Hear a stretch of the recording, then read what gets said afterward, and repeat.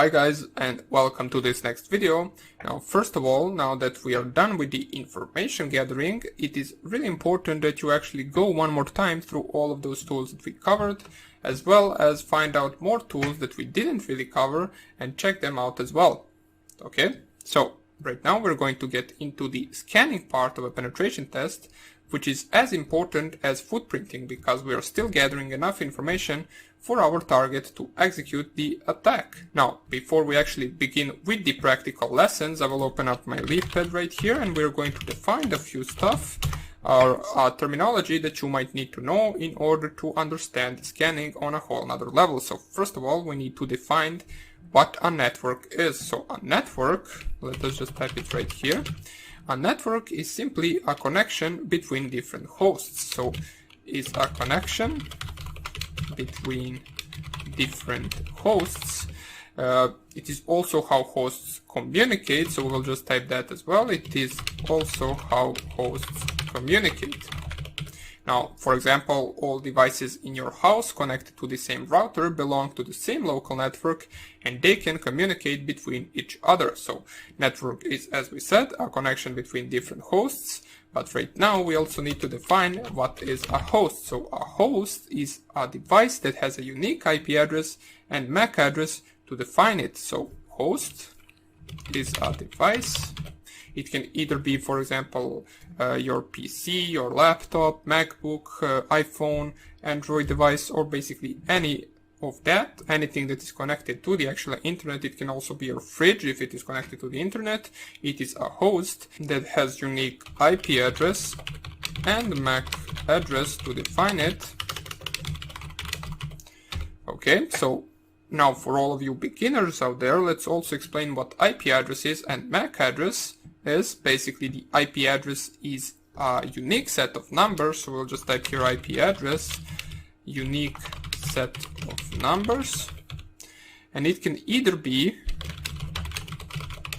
local, or if you want to call it private, which is basically the IP address that your router or DHCP assigns to you in your local network, or it can be public, be local or public, or if you want to call it external, doesn't really matter. You can use both names if you want to. The local IP address is, as I said, assigned to you in your local network, and it will be mostly something like, let's type it right here. So local IP address will look something like this, 192.168.1.5, for example. Now it all depends about your actual local subnet, because if, for example, your router is, let's say, 192.168.0.1, probably your devices will all be 192.168.0.5 or something like that. Basically, it can be from 1 to 255, but it will mostly be something like 2 or 3 or 4. Now, let's just check real quick the actual IP address on my Windows 10 machine. So I know it will start with the 192.168.1. something. So let us see right here, ipconfig. If you simply just type ipconfig on Windows and go down here to the Ethernet, or if you're connected over wireless, you can simply just check the IP address under the wireless adapter. But since I'm over cable, I have it under Ethernet, and it is 192.168.1.6. So my IP address is this one, and it is considered to be a local IP address because it can only be used inside the actual network, inside the local network, and I cannot really communicate with it outside to the internet. While as the actual public IP address is a unique IP address on the internet, and it defines your router to the world in order to be able to communicate over internet. So the public IP address can be something like 171.89.22.32, for example. This is the public IP address can be actually a set of random numbers separated by 3 dots right here, and it will look something like this. So if you see an IP address like this, it will mostly always be a local IP address. And if you see something like this, it will never be a local IP address. This is the external or public IP address. Okay, so let's explain this a little bit more further. Your router actually has both public and private IP. Now the reason for that is because the public or external IP address, besides being unique, shows you where you are, and you can find out the location of a specific network just by searching the public IP in an IP geolocator, for example. So the local IP of the router is used to actually communicate with the devices inside the local network, while as the public IP or the external IP of a router is used to communicate and send data to the internet. So for example, you as a PC inside your local network want to communicate with Facebook, it will go to the local IP address, your packets will go to the local IP address of your router, but as soon as router gets them, it will send them to Facebook, and Facebook will see it from the external IP address of your router, if you understood what I mean. So simply in order to paint that a little bit better, we can simply just open Paint right here, and we can simply just draw a PC. So this is your PC.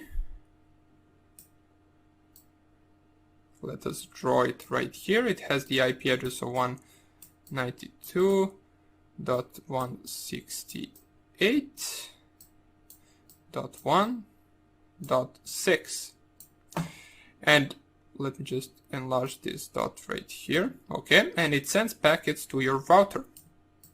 And this is your router, let's say. It has the IP address of 192.168.1.1, but it also has the public IP address or the global IP address, which can be, for example, 171.22.89.32. And this IP address right here is used to communicate with the local hosts in the actual local network, while as this IP address can be used to communicate with the actual outside network or outside internet, for example, facebook.com. So let's just type right here, Facebook. Now pardon me for my actual writing, Facebook.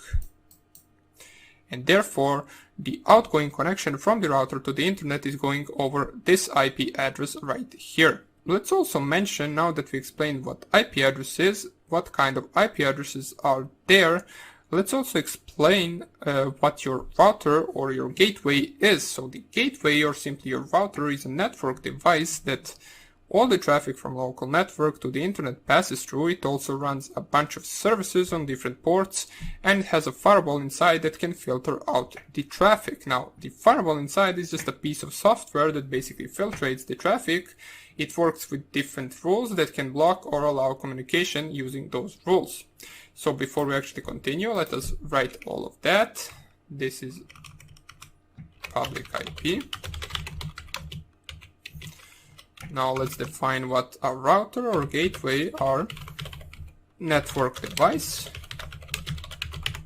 that all the traffic from local network to the internet passes through.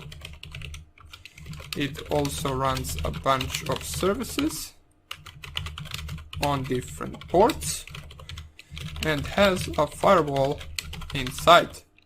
Oops. That can filter out the traffic. Okay, so this is our router, and a firewall we can simply define to be a piece of software, and it can also be a hardware, so a piece of software or hardware that filtrates the traffic. Okay, it basically works, as we said, with different rules that can block or allow connections using these rules. So let us just type right here, it works with different rules. Okay, now its main purpose is basically to secure the network. It is logical, so our firewall basically secures the network as it filtrates different types of packets that come and go through our router. Now, machines and routers both have services running on them, so those services use specific ports for outgoing and incoming, and incoming traffic. Okay, so to define a port, we could say a port is a number representing the endpoint communication. Now, every service has its own port, and with ports, machines basically know how to communicate with each other. Every port is also unique for a specific host, and the ports can be either open, closed, or filtered. Okay, so let's define a port right here. Is a number representing the endpoint communication. This is how machines communicate, and every port is unique for the host. Okay, so different types: open, closed, and filter. Now the open port is simply a port that is open, as it says right here. The closed port is a port that doesn't have any service running on it, therefore it is closed, or it is not open to the public. It can be open to, for example, a local network, and closed to the outside internet, so it can be also something like that. And the filtered port is a port that actually has some firewall rules over it, therefore it filters the traffic. Okay. For example, once you, let's say, visit a website, you're simply searching for the service that is running on port 80, because all of the websites by default are running over port 80. So we can simply just take a look at that. If we open up our Firefox right here, and simply let's search facebook.com.